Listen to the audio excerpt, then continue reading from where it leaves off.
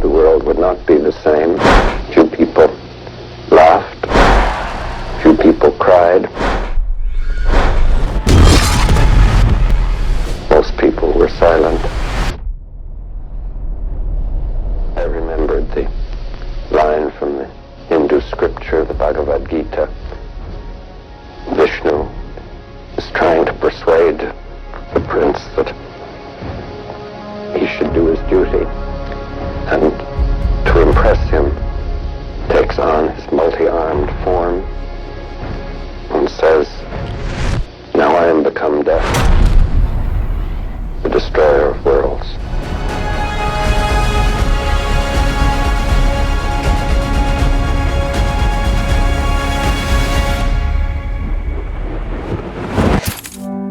When J. Robert Oppenheimer uttered those now infamous words in 1965 during a televised interview with NBC, he likely couldn't have predicted that they would go on to become as big a part of his legacy as his role in creating the atomic bomb. It wasn't even the first time he'd used them to describe his conflicted feelings following the success of the Trinity test, having loosely quoted the exact passage from the Bhagavad Gita in several other interviews, most notably in a profile for Time magazine over 15 years prior. But this particular recitation struck a nerve with the American public, because what might have read like a machismo imprint chest-thumping jingoism from the man who had seemingly secured an American victory in the Pacific, it felt like anything but when captured through the lens of a camera. Oppenheimer's haunted expression looms large in the frame, his gaunt, angular features and sullen eyes almost peering down at the viewer through the screen with pity, as if burdened by a terrible truth, while his soft, almost quivering voice conveys a profound regret that his clipped verbiage dare not articulate. What America saw in 1965 was a man who had stared into the abyss and seen mankind's end, his mind gripped by existential dread at the horror he had so carelessly unleashed because of a naive belief that he could control it. A horror the American public had not yet been ready to understand in the immediate aftermath of the war, but could certainly sympathize with by the mid-60s. You are the man who gave them the power to destroy themselves. In a lot of ways, Oppenheimer feels like the film Christopher Nolan has been hurtling towards his entire career, the culmination of his fixation on mankind's capacity for self-destruction, a thematic preoccupation that can be traced back as far as his first feature film, Following, which revolves around a young man whose curiosity gets him embroiled in a criminal conspiracy that ultimately leads to his downfall. Many of Nolan's earlier works explore this idea as it relates to individuals, with films like the aforementioned Following, Inception, and The Prestige all centering on protagonists who are, in one way or another, responsible for their own undoing. But in recent years, he's taken a much more macro perspective. Since the Dark Knight trilogy, Nolan's films have largely dealt with the self-destruction of societies and the human race as a species. Each of his Dark Knight films ask whether Gotham can be saved from its self-inflicted wounds, both materially and spiritually. Interstellar and Tenet are built around the consequences of mankind's destruction of its own ecosystem, each featuring humans from the distant future reaching back through time to either facilitate humanity's salvation, as is the case with Interstellar, or its destruction, as in Tenet. And now there's Oppenheimer, an arresting chronicle of the self-sabotaging man whose unchecked hubris forever placed the sword of Damocles at the human race's throat, the ultimate synthesis of the self-destructive protagonists of Nolan's earlier work and his more recent fixation on the fear we will be responsible for our own extinction. Nolan is frequently characterized as an emotionally detached filmmaker, one whose preoccupation with cerebral themes, nonlinear narratives, theoretical science, and aesthetic verisimilitude has produced a filmography that, while intellectually stimulating, lacks a certain humanity. But this accusation has never sat well with me. Sure, Nolan isn't schmaltzy by any means, but time and time again, he has proven himself to be one of our most humanist filmmakers. There's an obvious sentimentality to habitual explorations of love and family, Like, are you really going to watch Fisher reunite with his father at the end of Inception, or Coop beg his daughter not to leave in Interstellar and then turn around and tell me this man makes cold films? But beyond the frequent and overt displays of emotion, Nolan makes films that are, above all else, about the inherent contradiction of the human condition, the push and pull between our most self-defeating impulses and our better nature. Stories that grapple with the limits of our understanding and suggest that our obsessive need to push beyond those limits is often indistinguishable from self-destructive behavior. Nolan makes films about our most primal human anxieties to remind us of our ability to overcome them should we choose to. And with Oppenheimer, he has crafted his most stirring plea to humanity yet, a 3-hour drama that plays like a terse thriller, weaving Nolan's deep-seated fears for the survival of our species through a biography of one of its most significant and controversial figures. J. Robert Oppenheimer used these terrible, divine words numerous times to convey the existential guilt he felt for inflicting nuclear weapons upon the world. But it wasn't until those words were captured on film that the full extent of their meaning finally resonated with the American people. In Oppenheimer, Christopher Nolan, a master of the cinematic arts, once again harnesses that awesome power to conjure those anxieties in his audience in the hopes that it might shake us out of our apathy for the state of the world we've built for ourselves. The most immediately striking thing about Oppenheimer is its use of color.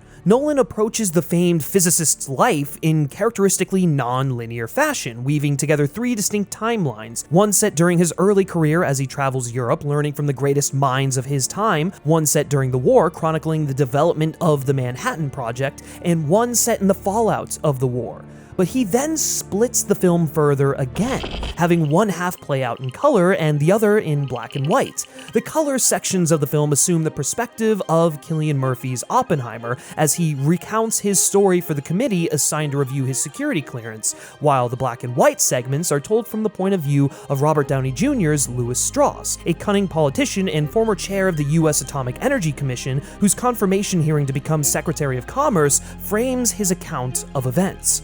Speaking with Total Film prior to the film's release, Nolan noted that the film is objective and subjective. The color scenes are subjective, the black and white scenes are objective. At the time, my assumption was that Nolan was simply referring to the reliability of the information being presented in each half. In the color sections, Oppenheimer would present a subjective account, while in the black and white sequences, Strauss would offer a more objective version of history, the one that's in the history books.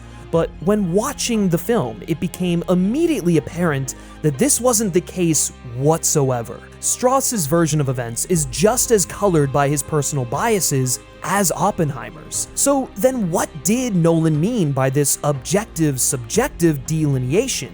Well, in true Nolan fashion, the answer can be found in quantum physics, or more specifically, the title cards that establish these 2 competing perspectives: fission for the Oppenheimer sections and fusion for the Strauss sections. In addition to being a reference to each man's respective contributions to America's nuclear development, Oppenheimer having been instrumental in the creation of the atomic bomb, which is a product of a fission reaction, and Strauss having pushed hard for the development of the hydrogen bomb, the result of a fusion reaction, these title cards and the processes they refer to reveal what Nolan was talking about. In simple terms, a fission reaction is the result of splitting an atom into 2 smaller atoms, while a fusion reaction is when 2 or more lighter atoms are joined together.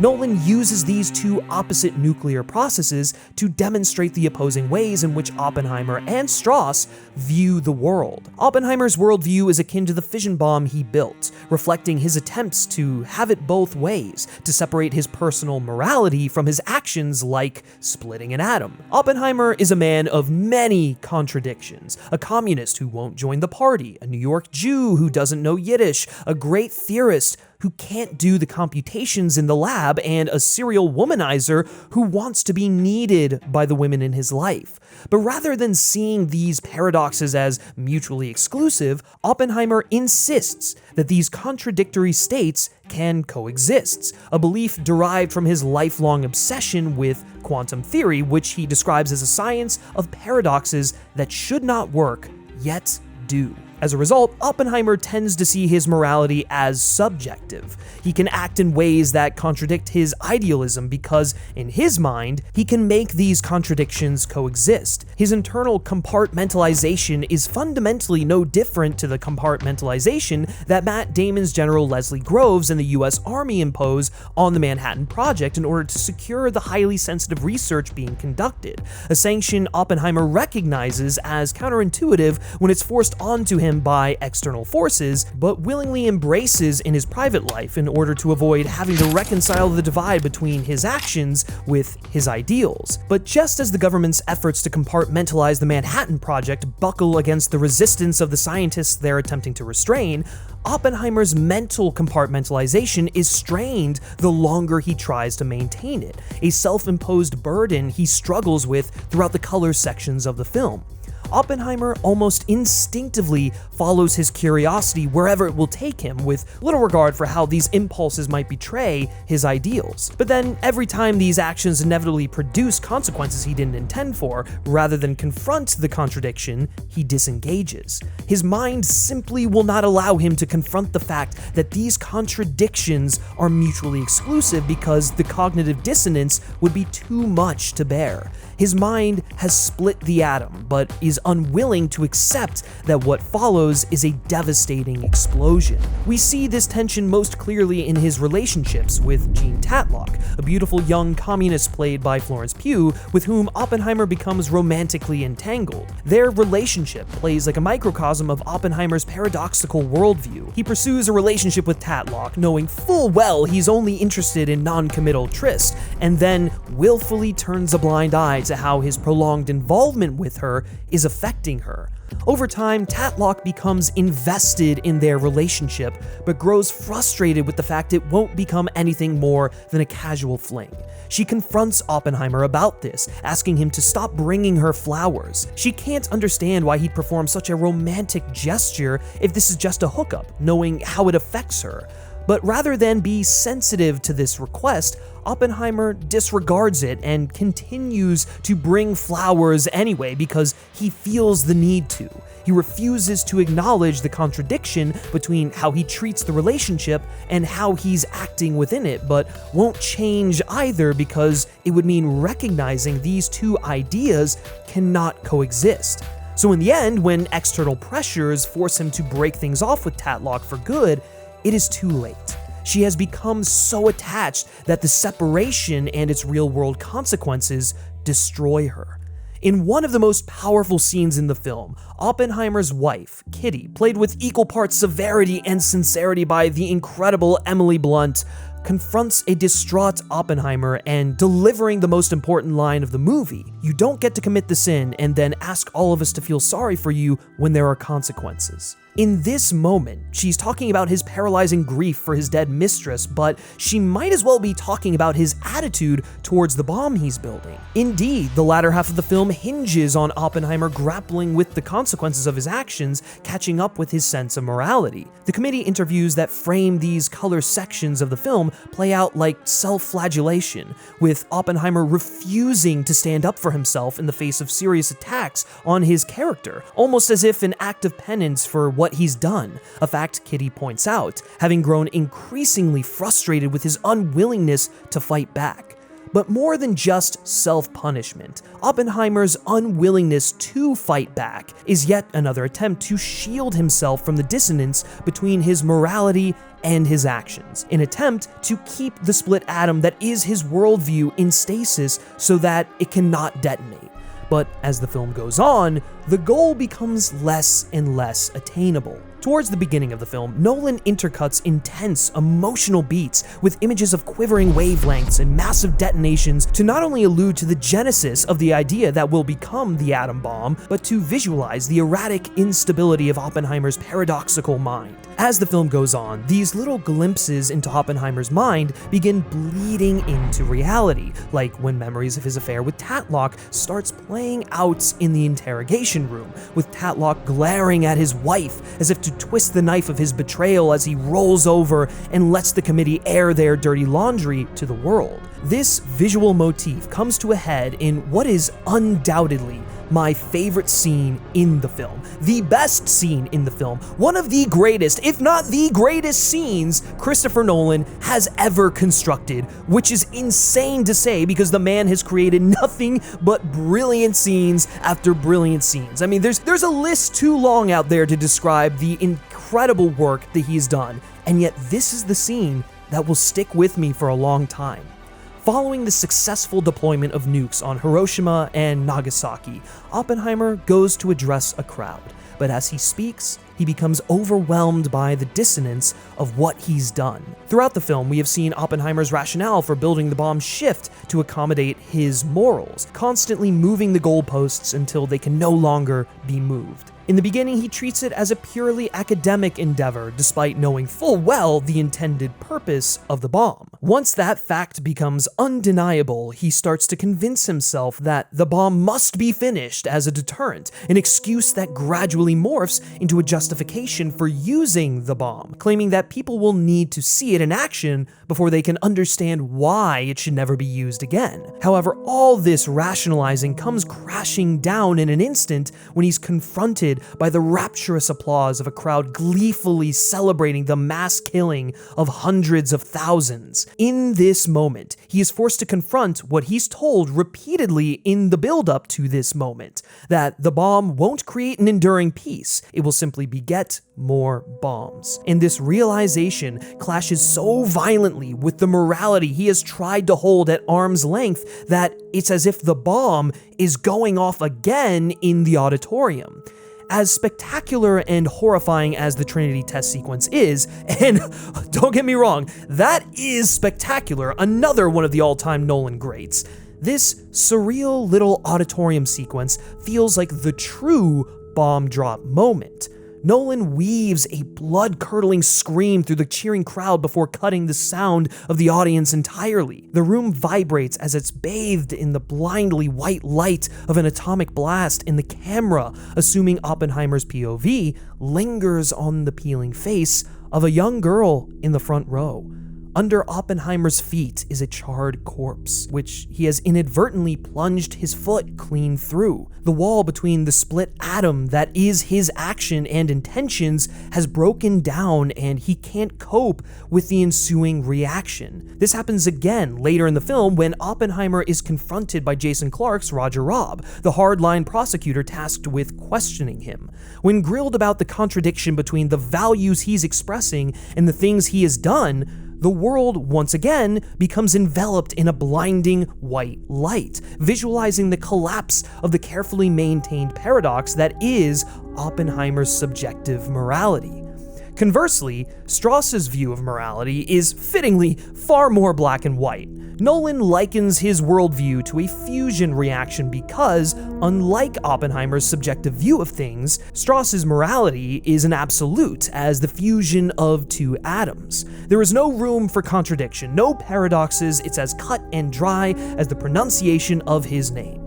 So while his view of the world is just as subjective as Oppenheimer's, it's defined by a belief in objectivity.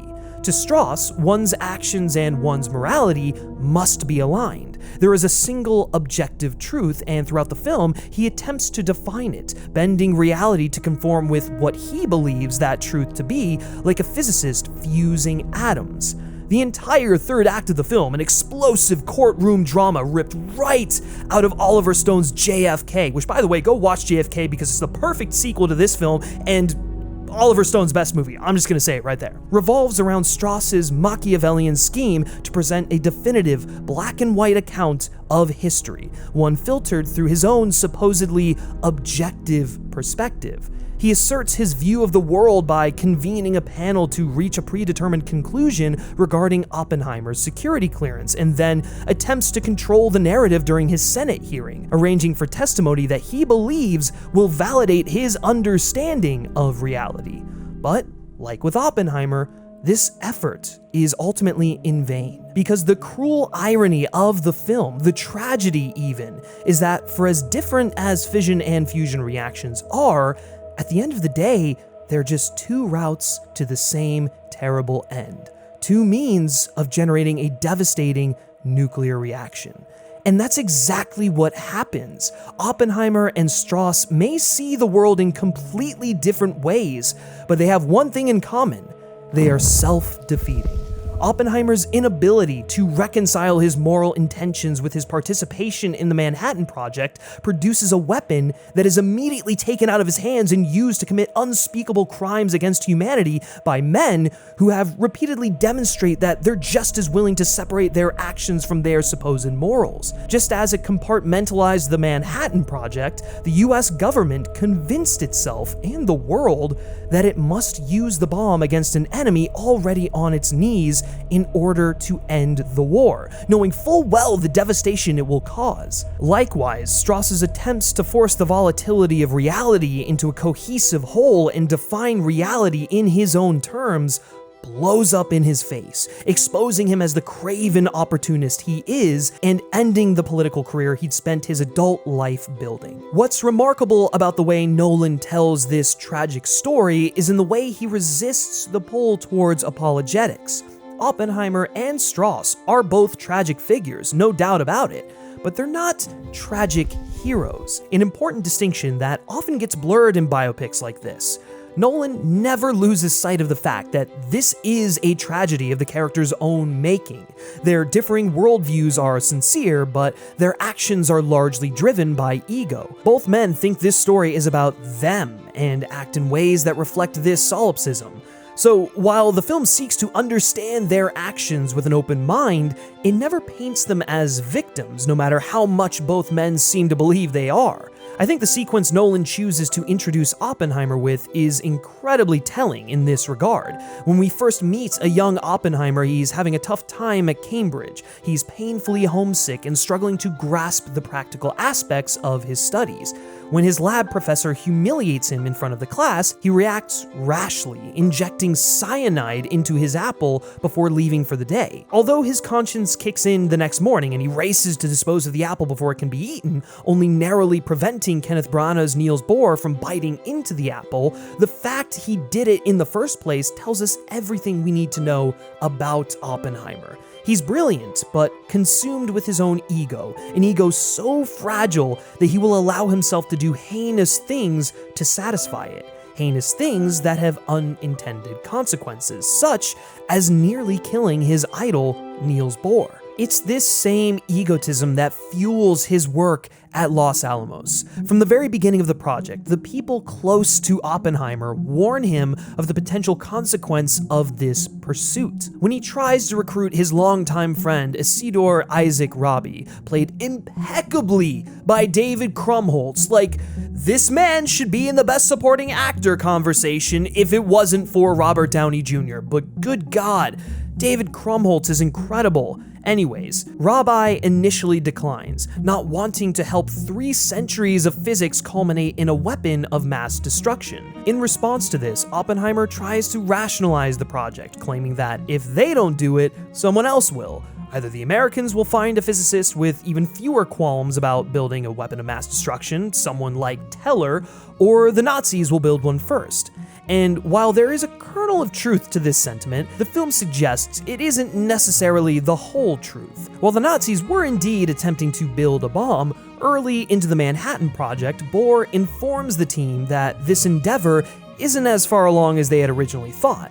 Heisenberg and the Nazis are making mistakes the American scientists had assumed they wouldn't.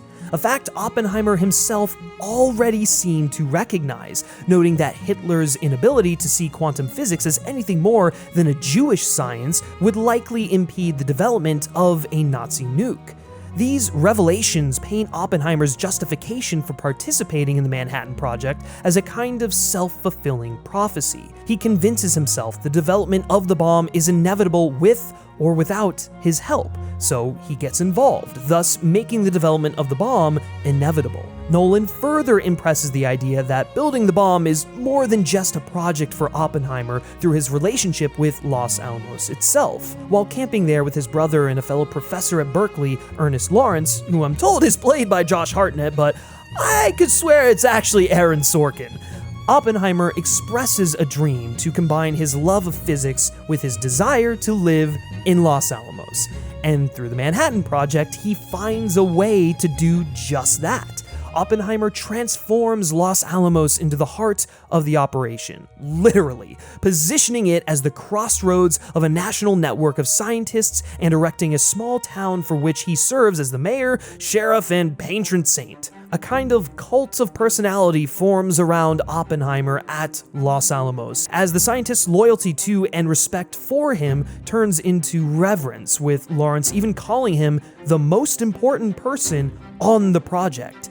This all just further fuels Oppenheimer's ego. His accession to quasi-divine figure is made literal with the name he chooses for the big test, Trinity. Despite his insistence that he is but a humble man only interested in pursuing science for its own sake, Oppenheimer is clearly aware of the power he's given himself and lets it go to his head anyway, developing a god complex that makes his eventual humbling all the more pitiful. At the end of the second act, Oppenheimer is invited to meet with President Truman, played by an almost unrecognizable Gary Oldman.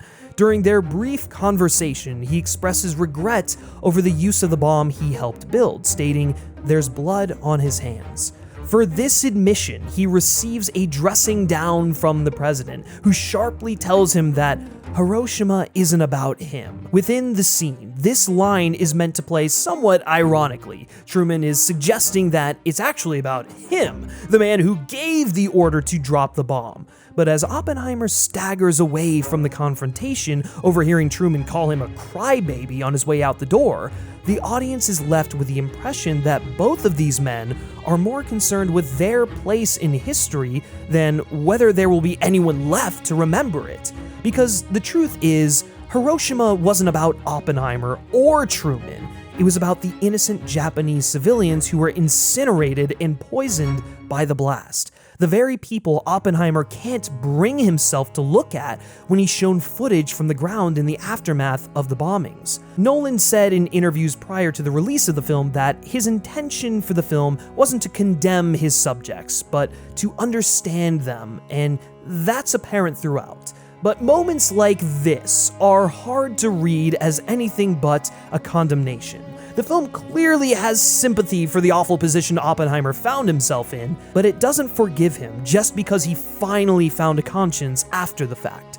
Truman's vindictiveness towards Oppenheimer for building the bomb and then throwing himself a pity party over it is a sentiment shared by Strauss, whose own ego draws him into conflict with Oppenheimer, a conflict stemming from a perceived transgression on the very first day they met. Strauss, convinced of his own importance, assumes Oppenheimer said something to damage his relations with Einstein during their brewing reunion at Princeton, a slight that was subsequently compounded when Oppenheimer publicly ridiculed his proposal to export isotopes to Norway. The fact that these petty grievances are what motivates him to destroy Oppenheimer's reputation only highlights the fact that although the two men couldn't have been more different, one an Ivy League leftist and the other a conservative former shoe salesman with no scientific background whatsoever, they are remarkably similar, not unlike fission and fusion reactions. Just as Oppenheimer reflexively poisoned his professor's apple to spite him, Strauss orchestrates an entire campaign to discredit his former colleague in an act of petty revenge for what are trivial offenses.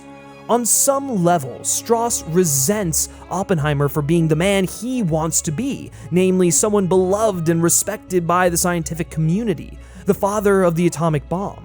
Strauss's dogged championing of the H-bomb are presented as his attempts to forge a similar legacy for himself, an effort complicated by Oppenheimer's post-war opposition to the development of nuclear weapons. The fact that Oppenheimer has resigned himself to wallowing in self-pity over his role in the Manhattan Project sickens Strauss to his core, so much so that by the end of the film, he can barely disguise his contempt any longer, bursting into a venomous tirade at his Senate aide, played by Alden Ehrenreich. In response, Ehrenreich pulls back the veil on Strauss's grandstanding to reveal it for the egomania that it really is, suggesting that perhaps what Oppenheimer and Einstein had discussed all those years ago had been more important than him. Just as Oppenheimer can't conceive of the atom bomb beyond his responsibility in creating it, Strauss fails to consider that he might have overestimated the objectivity of his worldview. So much so that he's blindsided when Rami Malek's Dr. Hill opts to testify his conscience to the Senate committee rather than using the opportunity to score points on Oppenheimer for his refusal to side with the scientists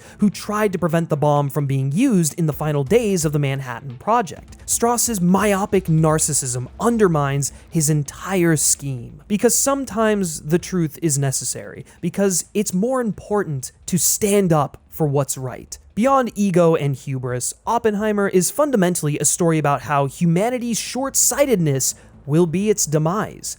Our inability, or rather unwillingness, to consider the big picture for fear that it will tell us what we already know, that there are consequences for our actions, and that we sometimes have to control our impulses to avoid self-destruction. Nolan draws a parallel between Oppenheimer and Einstein as two men whose work changed the world forever. But where Einstein was prepared to live with the consequences of that, Oppenheimer wasn't. He didn't even consider them until it was too late.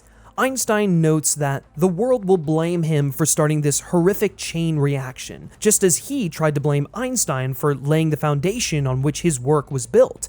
They will one day turn around and celebrate him the same way he eventually celebrated Einstein. But Einstein suggests that this act is for their own sake, not his. Oppenheimer only thought to make good with Einstein once he was confronted with the consequences of his work, and by the same token, the world will only celebrate him once they too have grappled with their own parts in continuing the chain reaction he set off. In a brief montage, Nolan shows us a parade of figures congratulating Oppenheimer after receiving a presidential medal. But this moment isn't an act of remorse, but one of self-pity.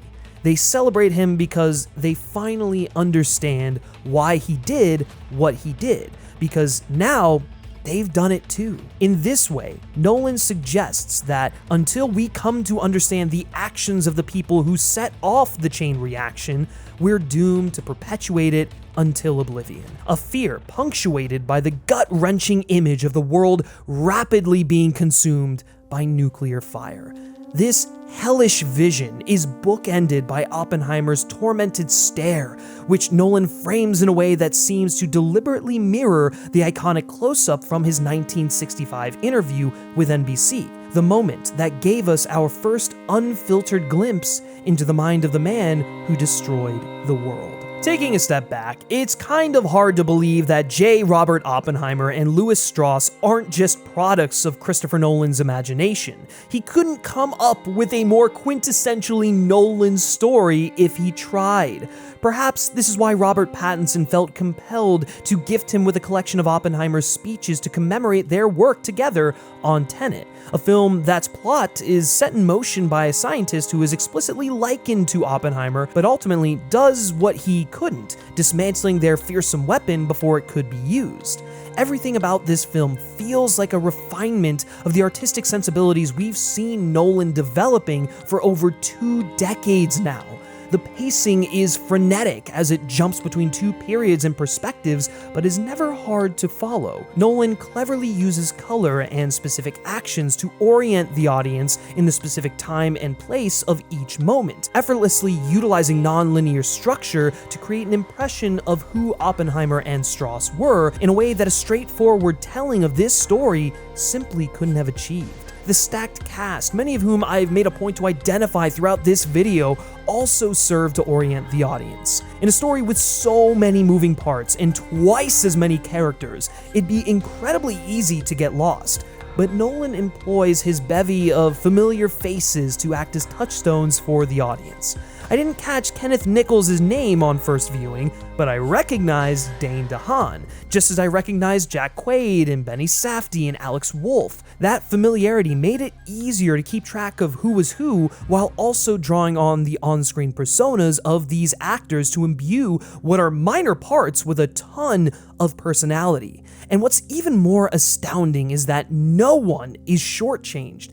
Everyone gets a moment without it feeling obligatory. This is very much the story of Oppenheimer and Strauss, but the people caught in their orbit are just as integral to realizing that story. In fact, they're essential. Francois Truffaut famously said that there's no such thing as an anti-war film.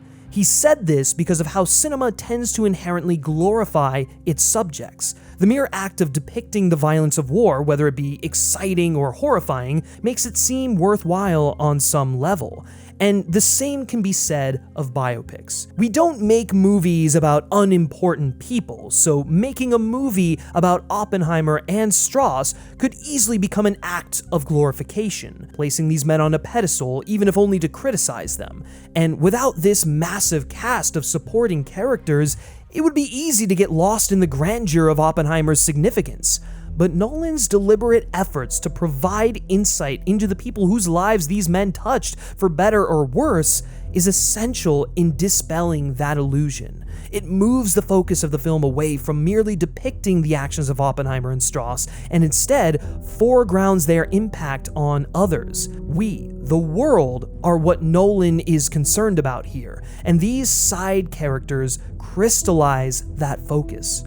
Oppenheimer might just be the finest film Christopher Nolan has ever made. No small feat for the man responsible for some of the best films of the 21st century. I mean, shit, me saying that and I'm still not sure. I mean, look, Inception is like my favorite movie of all time, so it's gonna be hard to top that, but the fact that this is even in the conversation, like, Jesus, this man is unbelievable, a once-in-a-generation kind of talent. It's a profound and visceral experience that cements Nolan as not only one of the greatest filmmakers of his generation, but of all time. Hell, I'll continue to go on record saying he's the greatest of all time. Built on decades of technical and narrative mastery, this film is a goddamn work of art, with as much to say about the current state of our world as it does the fatally flawed men whose folly helped build it. Every time I think about it, I pick up on more and more to appreciate, like the way Nolan draws an explicit parallel between nuclear energy and communism, characterizing them as pure ideas that were corrupted by those more interested in power than our advancement as a species. I mean, this is probably the most political and progressive film Christopher Nolan has ever made. I mean, there's even a subplot about the necessity of unions, and just, Jesus, I never thought that Oppenheimer would be tapping into the current moment as much as it is, but damn, Nolan really just let it all out here. Or how the film is in conversation with the rest of Nolan's filmography with regards to the idea that there are potentially lines we shouldn't cross in the pursuit of knowledge, because the more we learn, the more of a danger we become to ourselves and the world around us. Or how the film condemns our tendency to persecute scientists when they change their stance after being presented with new information. Or how Ludwig Göransson's transcendent score serves as a sonic manifestation of the blurry line between art and science. I could honestly go on and on, but this video would just never end.